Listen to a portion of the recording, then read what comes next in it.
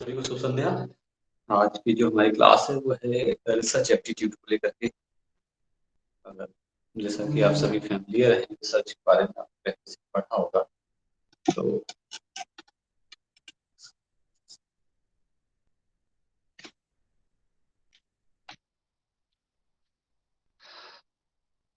मैं जानना चाहूंगा कि जितने लोग जुड़े हुए हैं इनमें से आप लोगों ने रिसर्च के बारे में कितनी जानकारी है, बेसिकली रिसर्च की पढ़ रखा है। तो कुछ ना कुछ तो जानकारी होगी, वो लोगों ने डिसर्टेशन भी बनाया होगा, तो निश्चित रूप से बेसिक जानकारी सभी को होगी। है इसमें से कोई टोटल 6 लोग हैं, विवेक योग कुछ।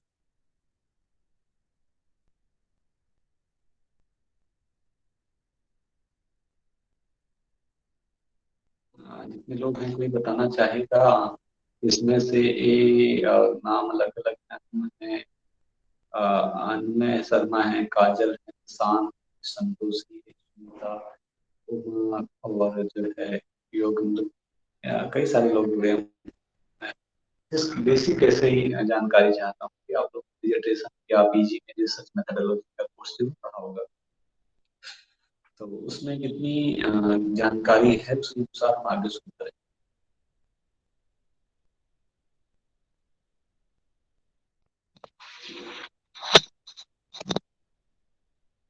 तो आवाज नहीं आ रही किसी। अच्छा, मेरी वॉइस क्लियर है आप सभी को? नहीं नहीं नहीं सर, क्लियर नहीं है। ओके, चलो भाई। अब मैं अगर ये लगा दूंगा तो मुझे सुनाई नहीं पड़ेगा, तो आप लोग कमेंट करके बता सकते हैं, ठीक है? आप लोग कमेंट कर दीजिएगा तो मैं पता चल जाएगा वैसे। क्योंकि कॉल तो माइक लगाने जाना है, तो मुझे नहीं पता चलेगा शायद। कमेंट कर दीजिएगा जो। हाँ, आई थिंक आवाज अब आ रही होगी मेरी क्लियर।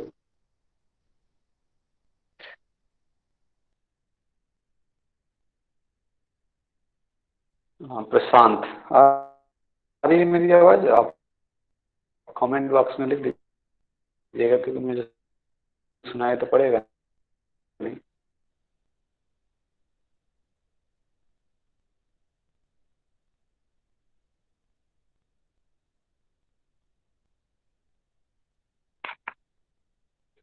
हेलो, चलिए। अभी भी क्लियर नहीं है भाई, क्या बात है?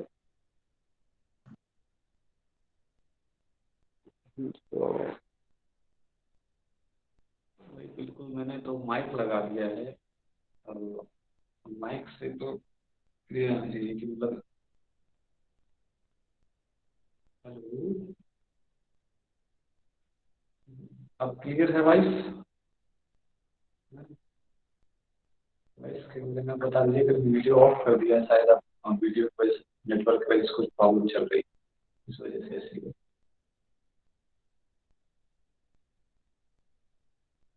चलिए बढ़िया, स्टार्ट करते हैं क्लास। आज की जो क्लास है वो है रिसर्च एप्टीट्यूड। रिसर्च एप्टीट्यूड का जो ये क्वेश्चन है, ओके, रिसर्च एप्टीट्यूड का जो क्वेश्चन है ये रिसर्च एप्टीट्यूड से जुड़े हुए ढेर सारे क्वेश्चन जो है पूछे जाते हैं बार बार। रिसर्च इसमें टीचिंग एप्टीट्यूड, सॉरी, पेपर 1 में, और पेपर 2 जो है आपका सेकेंड पेपर है, इसमें भी आता है। इसके सिवा क्या है कि रिसर्च से जुड़े हुए क्वेश्चन आपकी पीएचडी में भी आते हैं। पीएचडी एग्जामिनेशन जो परस्यू करने जा रहे हैं, आप पीएचडी जो कर रहे हैं, वही एग्जाम जो एकेडमिक्स होते हैं उनमें कहीं ना कहीं रिसर्च से जुड़े हुए क्वेश्चन। तो जब रिसर्च से जुड़े हुए इतने सारे, और नहीं आ रही है। क्या भैया, आज क्या दिक्कत क्या चल रही है?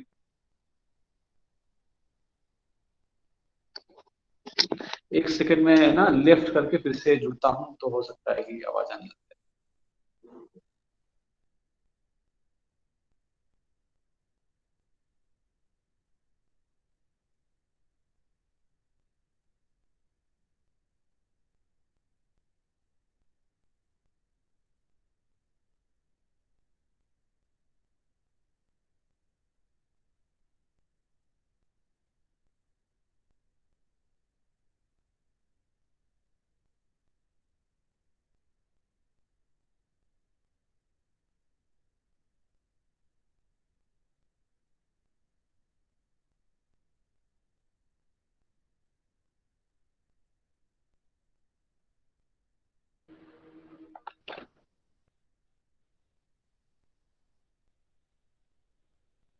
हेलो, हाँ आ रही है आवाज? हाँ प्रशांत, तब क्लियर हुई भाई आवाज? ओके, यस ठीक है, चलिए वेरी गुड। तो हम डिस्कस कर रहे हैं कि जो रिसर्च एप्टीट्यूड है इसके जुड़े हुए क्वेश्चन बहुत सारे आते हैं, मतलब थोड़े बहुत नहीं आते हैं, हर जगह। अगर आप एकेडमिक्स के फील्ड में अपना करियर बनाना चाहते हैं तो निश्चित रूप से एक ऐसी चीज है जो आपको पीछा नहीं छोड़ती, वो है आपका रिसर्च। रिसर्च इसलिए क्योंकि आप एकेडमिक्स में जाना है, जो as assistant professor lecturer join करना चाहते हैं उन सभी के लिए। इसके सिवा भी आपने देखा होगा, खासकर लखनऊ में लागू हो गया, लखनऊ में कह रहा हूँ यूपी में लागू हो गया कि गवर्नर है उनका आदेश आ गया कि अब जो रिक्रूटमेंट होगा, अब जो असिस्टेंट प्रोफेसर के रूप में चयन होगा विश्वविद्यालय में, उन सभी विश्वविद्यालय के लिए क्या है, एक सिस्टम लागू कर दिया गया है जिसमें रिटन एग्जाम होगा, जिसमें रिटन एग्जाम के साथ साथ क्या होगा, एपीआई काउंट होगा, एकेडमिक परफॉर्मेंस इंडिकेटर काउंट होगा, फिर इसके बाद में इंटरव्यू होगा। और इंटरव्यू में भी क्या, टीचिंग एप्टीट्यूड को जज किया जाएगा, बकायदा रिकॉर्डिंग की जाएगी कैसे टीच किया जाता है, और इसके सिवा ऑनलाइन क्लास कैसे हैंडल की जाती है, ऑनलाइन कैसे पढ़ाया जाता है, इत्यादि चीजों के बारे में किया जाएगा। तो इस तरह से मिला करके एक असिस्टेंट का चयन किया जाएगा। तो देखिए, दो चीजें बिल्कुल इसेंशियल हो गई, एक तो आपका टीचिंग एप्टीट्यूड और दूसरा रिसर्च। टीचिंग एप्टीट्यूड क्या, वेरी एसेंशियल, कैसे पढ़ाना, हाउ टू टीच। तो ये 20 नंबर का यहाँ यूपी में कर दिया गया कि जितने भी 20 नंबर, और इस वजह से रिसर्च जो एपीआई में आपका काउंट होगा कि आपने कैसे काम किया, आपने कितने रिसर्च पेपर लिखे हैं, आपने मैगजीन के लिए आर्टिकल है, या आपका जो है किसी बुक में आर्टिकल पब्लिश हुआ है, या बुक आपने लिखी है, या और भी जितनी सारी चीजें जिनके माध्यम से आप रिसर्च को बढ़ावा दे सकते हैं किसी प्रोजेक्ट में ज्वाइन के। तो ये एक ऐसी चीज है जो आपका साथ छोड़ने वाली नहीं है। तो इसको क्या है, जितना बेहतर तरीके से समझ लें उतना ही अच्छा है। तो इसमें अगर आपको कोई चीज पहले से क्लियर है, बता सकते हैं। मैंने कहा, पूछा भी था आपसे कि डिसर्टेशन अगर आपने बनाया है या और कोई चीज की है तो आप निश्चित रूप से आप बेसिक्स से क्लियर होंगे। आपको एडवांस में आगे बढ़ना है, और जिसने बेसिक्स नहीं पढ़ा हुआ है तो ठीक है, थोड़ा सा डिफिकल्ट। रिसर्च बहुत सिंपल है, बहुत आसान है जब समझ में आ जाए। तो न समझ में आए तो कठिन है, क्योंकि इतना आसान भी नहीं है रिसर्च करना। रिसर्च पढ़ना, थ्योरी पढ़ना आसान है, और जो है करना, जो रिसर्च प्रैक्टिकल है, रिसर्च पेपर लिखना, ये थोड़ा सा कठिन है। तो मैं आपको रिकमेंड भी करूंगा कि जब आप रिसर्च एप्टीट्यूड पढ़ने के लिए जा रहे हैं तो निश्चित रूप से आप अपने फील्ड से जुड़ा हुआ कोई भी एक रिसर्च पेपर डाउनलोड कर लीजिएगा, और उस रिसर्च पेपर को पढ़ के देखिएगा थोड़ा। क्योंकि थ्योरी के साथ प्रैक्टिकल जब आप पढ़ेंगे तो आपको क्लियर हो जाएगा कि इंट्रोडक्शन क्या है, प्रॉब्लम क्या है, इंट्रोडक्शन राइटिंग क्या होती है, listing of educational objective, research objectives क्या होते हैं, रिव्यू ऑफ लिटरेचर क्या होता है, हाइपोथेसिस क्या होती है, रिसर्च मेथोडोलॉजी क्या होती है, रिसर्च मेथोडोलॉजी के अंदर रिसर्च डिजाइन, वेरिएबल, स्टैटिस्टिक, फिर टूल, फिर डेटा कलेक्शन, डेटा एनालिसिस, और उसके बाद में फिर कंक्लूजन, फिर अपेंडिक्स, बिब्लियोग्राफी, रेफरेंसेस। ठीक है, ये सारी चीजें कैसे क्या होती है, तो ये जब आपको जब एक बार पढ़ लेंगे तो क्लियर हो जाएगी, जब हम बताएंगे तब आपको और ज्यादा क्लियर रहेंगे। ठीक, तो निश्चित रूप से एक पेपर जरूर डाउनलोड कर लीजिएगा। चलिए अब आगे बढ़ते हैं, और मैं आपको स्क्रीन शेयर करता हूँ। कोई क्वेरी है, कोई क्वेश्चन है तो आप पहले बता दीजिए, तो ताकि उसको मैं इंक्लूड कर सकूँ अभी से। मैं ज्यादा डिटेल से नहीं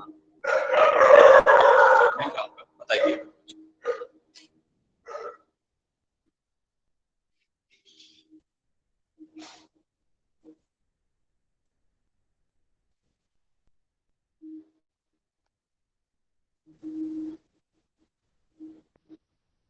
ठीक है, चलिए रिसर्च के बारे में बात करते हैं। रिसर्च के बारे में शॉर्ट में बिल्कुल है।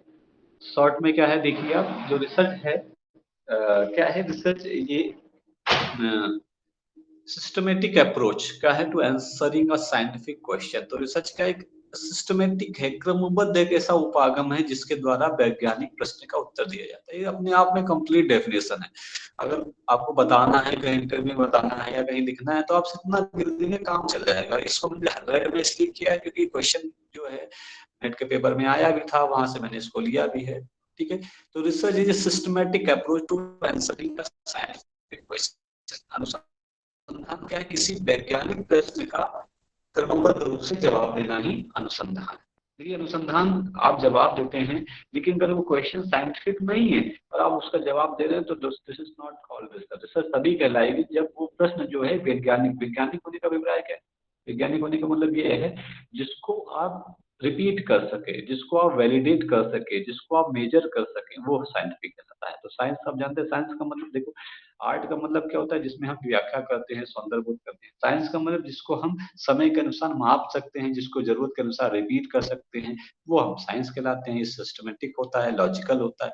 तो उसी तरह से क्वेश्चन जो होना चाहिए वो लॉजिकल होना चाहिए, साइंटिफिक होना चाहिए, जिससे क्या है, जो चीजों को हम रिव्यू करके बता सके। जैसे अभी आप सुन रहे होंगे, आपने देखा होगा कि बाबा रामदेव का और इंडियन मेडिकल एसोसिएशन का काफी लंबा विवाद हो गया। उन्होंने कहा भाई ये योगा आयुर्वेदा ये सूडो साइंस है, और जो है उन्होंने कहा नहीं नहीं भाई, बहुत सारे जितने ट्रीटमेंट हैं उनका जो इलाज है वो आयुर्वेदा और योग से मिला है, जहां पर एलोपैथी जैसी चीजें नहीं पहुंच पाई। तो साइंस और एक उसमें तगड़ा विवाद चल रहा है। तो उसमें बताने का प्रयास किया गया है कि जो योग के माध्यम से, आयुर्वेद के माध्यम से जो चीजें अवेलेबल कराई गई हैं वो साइंटिफिक है, वो केवल स्यूडो साइंस नहीं है, वो केवल मिथ पे आधारित नहीं है, फेथ नहीं है, कंप्लीट साइंस। ठीक है, तो ये क्या है, रिसर्च। ठीक, इट इज, उसके आगे लिखा it is a systematic logical and an unbiased process wherein verification of hypothesis, data analysis, interpretation and formation of principle can be done। क्या है एक क्वेश्चन, ये देखिए अलग अलग इसलिए लिखा है कि अलग अलग आया था। क्वेश्चन ऐसा आता है, what do you bye research, research क्या क्या मतलब है। उसके अंदर 5-6 ऑप्शन दिए होंगे, 5-6 ऑप्शंस होंगे। एक में लिखा होगा it is a systematic process, it is a logical and unbiased process, in the research verification of hypothesis essential, in data analysis, interpretation and interpretation, formation of principle. इस तरह से कई सारे आपके दिए होंगे। अब आपको क्या करना है, उसमें से दिया होगा select right answer of one of them. अब उसमें से कई सारे ऑप्शन दिए, अब आपको उसमें से सिलेक्ट करना है। तो याद रखना कि ये मैंने ब्रेक जो किए थे उनको सबको असेंबल कर लिया है बस।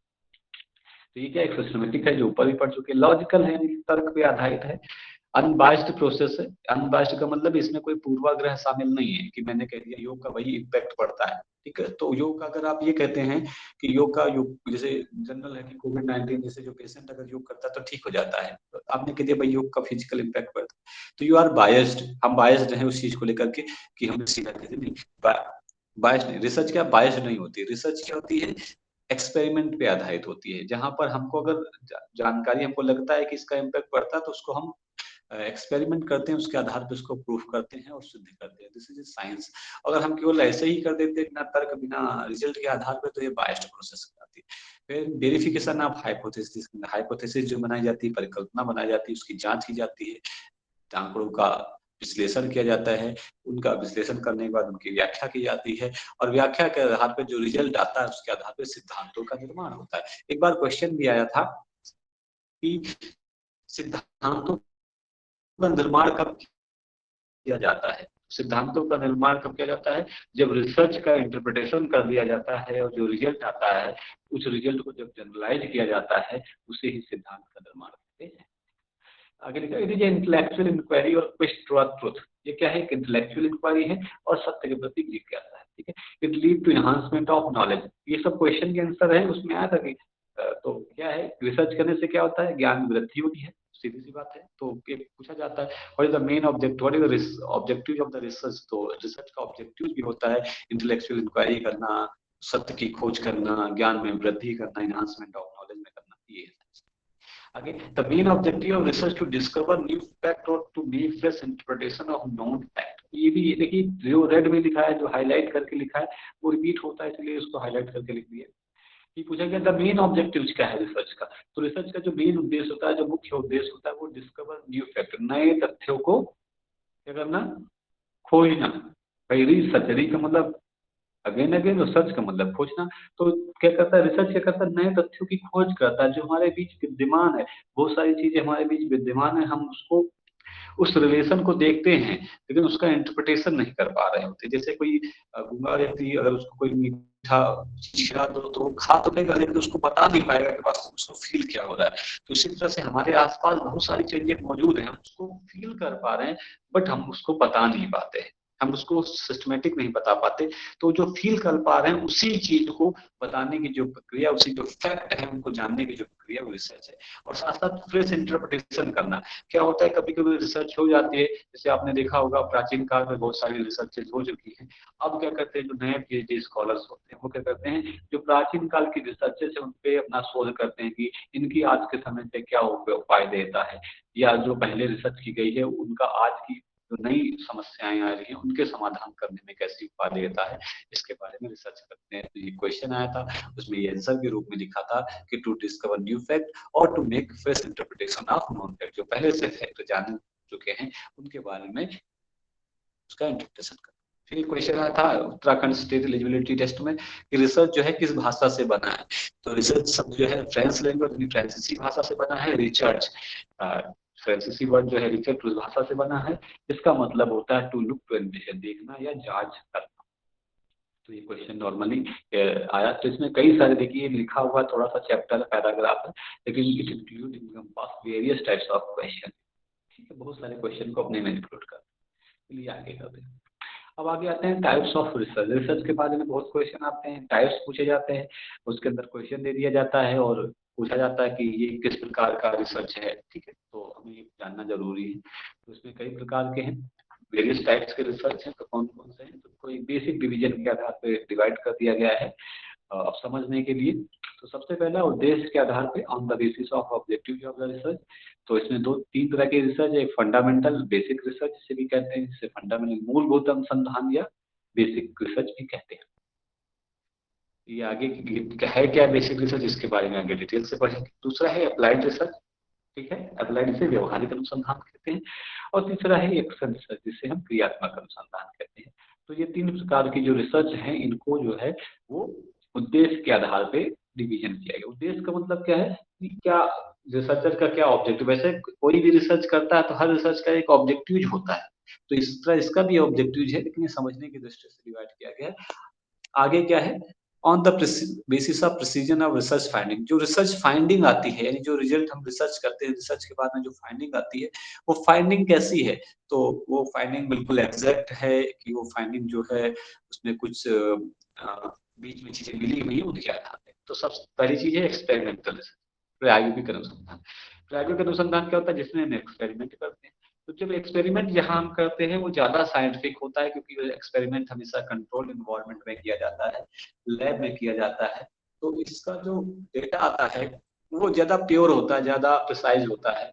ठीक है, जैसे मान के चलिए कि कोई एक्सपेरिमेंट आप करते हैं कि अभी कोविड-19 की जो मेडिसिन आई है, बिल्कुल एक्सपेरिमेंट की गई है। आपने देखा होगा phase 1 trial, phase 2 trial, phase 3 trial, trial के बाद में फिर लागू की गई। और उसके लिए भी बकायदा जो है जो इंडिया में जो मेडिसिन को कंट्रोल करता है, ड्रग कंट्रोलर होता है, उससे परमिशन लेके फिर लागू की गई। तो ये क्या है, यहाँ पर एक्सपेरिमेंट किया गया है, तो यहाँ पर गलती होने की संभावनाएं बहुत कम है भी तो 0.1% के बराबर होती है।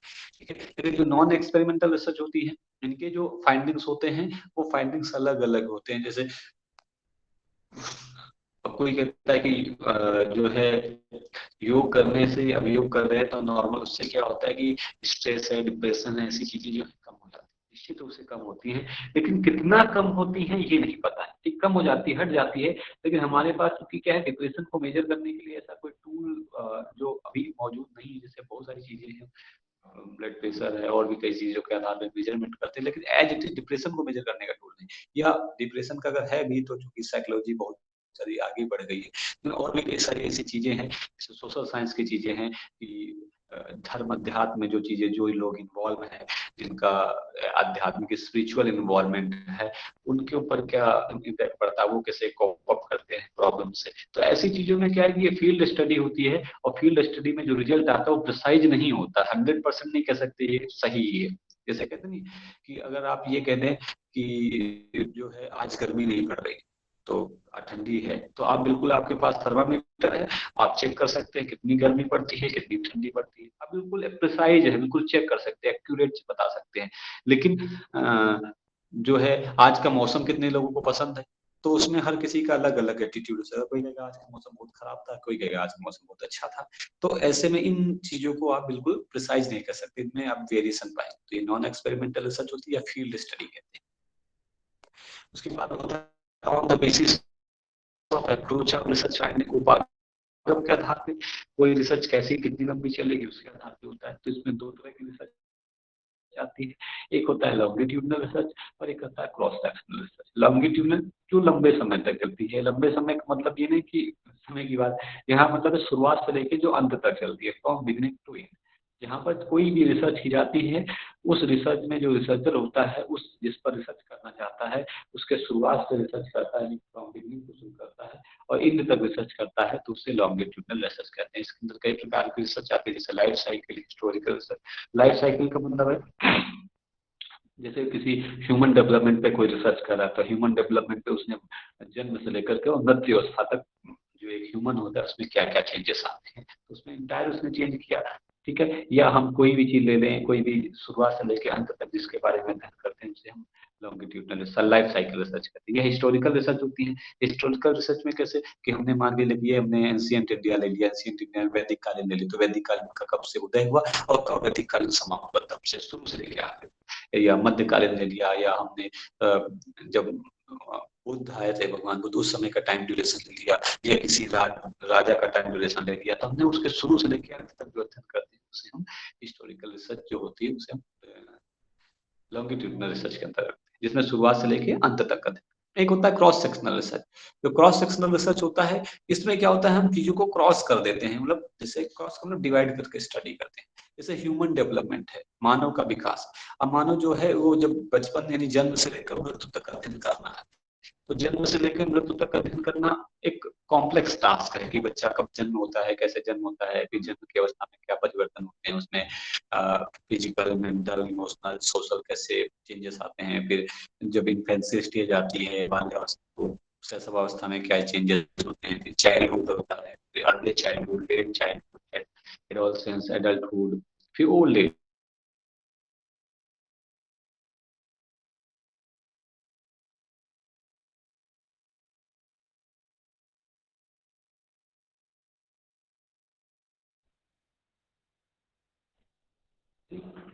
अब ऐसे में क्या है कि जो रिसर्च है वो इतना लंबा नहीं की जा सकती, तो क्या करता है इसमें रिसर्च इसको डिवाइड कर लेता है। कैसे डिवाइड कर लेता है कि उसमें इन्फेंसी स्टेज पे अध्ययन करने जा रहा है, या चाइल्डहुड पे अध्ययन करने जा रहा है, या एडोलसेंस पे अध्ययन करने जा रहा है, तो ह्यूमन डेवलपमेंट का कोई एक पार्ट ले लिया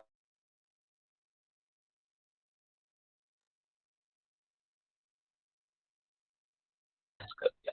या जैसे हिस्टोरिकल रिसर्च में लिखा कि कोई मुगल काल पे अध्ययन करना चाह रहा था, तो शुरू से लेके, लेकिन उसने मुगल काल में किसी एक शासक को ले लिया कि हम औरंगजेब या शाहजहां या और भी जितने लोग हैं उनके ऊपर अध्ययन करना चाहते हैं, किसी एक को लेकर के कोई एक राजा शासक था उसके राज्यकाल का अध्ययन करना चाहते हैं, तो क्रॉस सेक्शनल में चलता है। ठीक, फिर नेचर के आधार पे दो तरह की है, एक है डिस्क्रिप्टिव, एक है कोरिलेशनल रिसर्च। डिस्क्रिप्टिव रिसर्च जिसमें हम डिस्क्रिप्शन करते हैं, डिस्क्राइब करते हैं।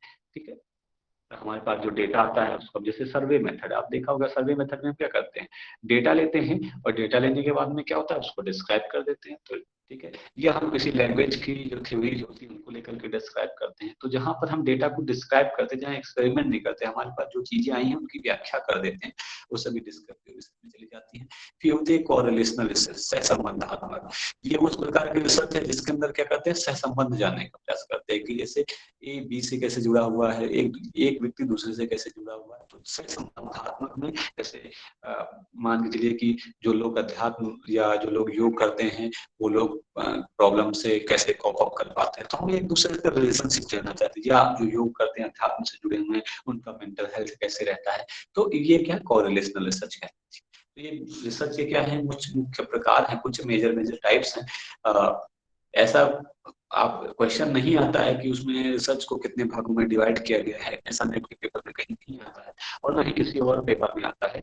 ये समझने के दृष्टिकोण से लिखा गया है कि आप आसानी से चीजों को समझ सके कि अगर हमें रिसर्च करनी है, हम रिसर्च करने जा रहे हैं, तो हम हमारा ऑब्जेक्टिव क्या है, हम किस आधार पर रिसर्च करने जा रहे हैं। हम किसी चीज के बारे में पूरा अध्ययन करने जा रहे हैं तो लॉन्ग में चली जाएगी, हम किसी को पार्ट में करेंगे क्रॉस सेक्शनल होगी, हम डेटा को डिस्क्राइब करेंगे डिस्क्रिप्टिव होगी, हम प्रिसाइज रिजल्ट चाहते हैं तो एक्सपेरिमेंटल होगी, हम फील्ड में जाके अध्ययन करना चाहते हैं नॉन एक्सपेरिमेंटल होगी, हम किसी समस्या का तात्कालिक समाधान चाहते हैं तो एक्शन होगी, किसी समस्या का व्यवहारिक समाधान, कोई समस्या ऐसी जटिल आ गई जिसका व्यवहारिक समाधान, तो वो अप्लाइड हो गई। और कोई ऐसी समस्या है जिसके बारे में हम जिज्ञासा के लिए, ज्ञान वृद्धि के लिए हम रिसर्च करना चाहते हैं, तो वो प्योर या फंडामेंटल या बेसिक रिसर्च है। तो ये क्या है, रिसर्च के कुछ प्रकार हैं। ठीक है, अब वन बाय वन जो है इसके बारे में हम करते हैं। क्योंकि किसी को कुछ पूछना है तो वो पूछ सकता है, एनीवन कैन आस्क, कोई भी। ठीक है, अगर किसी को कुछ पूछना हो इससे जुड़ा हुआ तो आप लोग पूछ सकते हैं, नहीं पूछना चाहिए।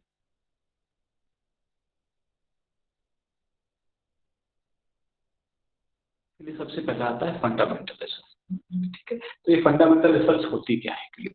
तो फंडामेंटल रिसर्च कहते हैं इसे, प्योर रिसर्च भी कहते हैं इसे, बेसिक रिसर्च भी कहते हैं। तीन नाम कहते हैं इसके, फंडामेंटल, ठीक है, प्योर और बेसिक रिसर्च। ठीक है, शुद्ध अनुसंधान, बेसिक रिसर्च या मूलभूत अनुसंधान के नाम से जानते हैं।